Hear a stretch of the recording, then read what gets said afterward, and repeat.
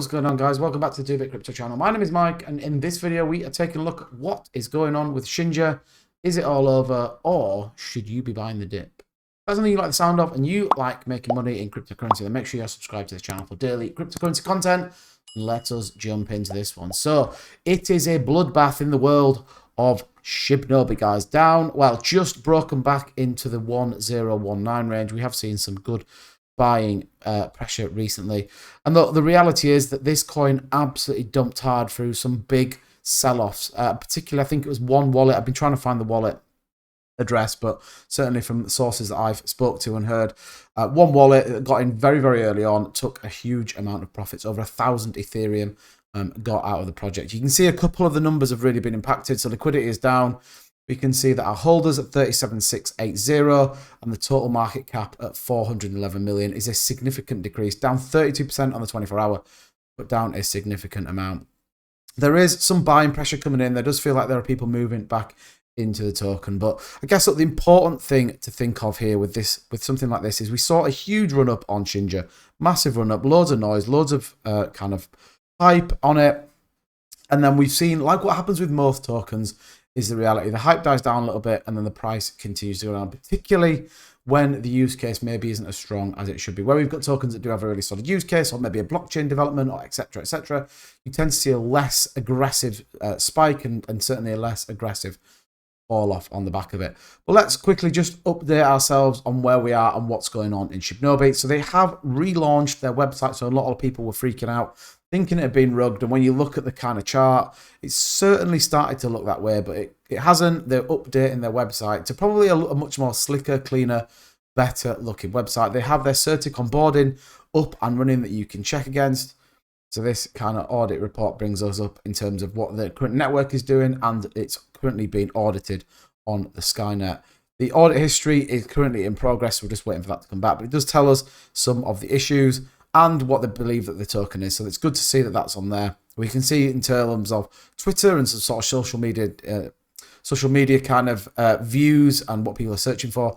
We can see that information there. So not really a great deal of difference here, but look, it's just good to note that the Skynet's up and running and that Shinja is being tracked on there. So it's good to see that that's on the website. Obviously, Uniswap, FegX, and the Hotbit exchange that you can buy there. So when you look at this chart, clearly, you know, that is very typical of what we would expect to a rug pull. But look, the market cap was massive. I think it was over $1 billion the last time I did a video. So clearly it did impact it. We lost over the half of the market cap, but the volume being so high has supported that. But yeah, you can see that there. Obviously, you can still buy the token. Contracts are just exactly the same, but this is a little bit different, a little bit new. So just focusing on DeFi, user-friendly, multi-chain swap in the DeFi ecosystem. It just shows the latest video. And in fairness, the dev team will be on there, AMAs every night. So look, my hat goes off to them. And it just talks around kind of use case and where this project wants to go. Doja Swap, Sari blockchain, the Dojaverse, and the Katana wallet. So very similar to Saitama. I did a video that sort of linked the two projects together. Ready to go and check it out if you haven't seen it already. But look, really nice looking website. Like I said, they've updated it. How to buy it, which we all knew. The team, which if you don't, if you're watching this video, you probably already know the team.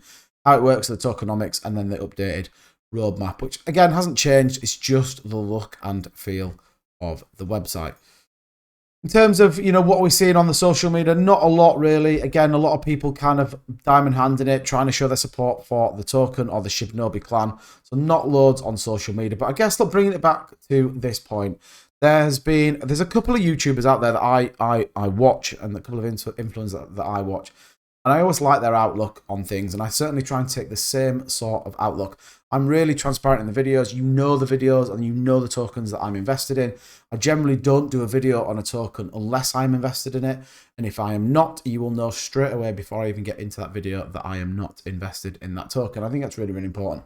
What we need to understand is whenever people start talking about money and start talking about investments and start talking about how much they've put into a certain project, you're probably at the wrong place.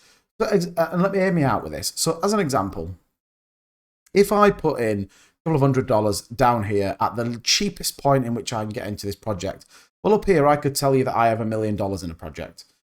I haven't got to $1 million. Yes, I have in terms of what my value of my project going, but I haven't invested that. And I think it's a very subtle play on words. And look, the whole YouTuber space, the influencer space is all about a play on words. Let's be absolutely frank and open and honest with you guys as my community out there. But I think wherever we're talking, I've put X amount of money into this project and we're here, we need to understand that there is money coming out of that project. And that's maybe the value of what they've got in there, but I don't think it will certainly be not what is being put into the start. So I think always be careful. Again, the old saying, only risk what you're prepared to lose. And you always should do your own due diligence. This is never financial advice. And as everyone says, I'm not a financial advisor. All I will ever do is tell you whether I'm invested or not into a project. And little old me, you know, we're at 1,300 subscribers or something. You know, we're not a big influencer channel whatsoever. But I just think you need to be really smart, really careful. And look, it's got to feel right for you. I think it's important that you invest what you want to invest. You invest based on a few reasons, and it should never be what someone tells you to do. It wouldn't be anything you would do in real life. If you were going to go and buy a car, you wouldn't just buy it based on what someone had told you. You would absolutely go and drive that car first. I think it's always, you know, worthwhile making that point. Do I think there is hope for Shinja? Absolutely. I think Cliff, again, is one of the most motivated people I've seen, and I think he's really, you know, behind the project, and, you know, certainly they're working hard in terms of that. I think, does it have the same amount of steam? Absolutely not that it did before. But look, when we just take a look at this, there is a good amount of buys coming in. So look, the price is already going back up. Be interested to see where we are tomorrow morning. Let me know what you think. Let me know what your opinion of Shinja is. Did you sell, or are you still holding? And that's going to do it for this video. Thanks ever so much for watching, guys, and I'll see you in the next one.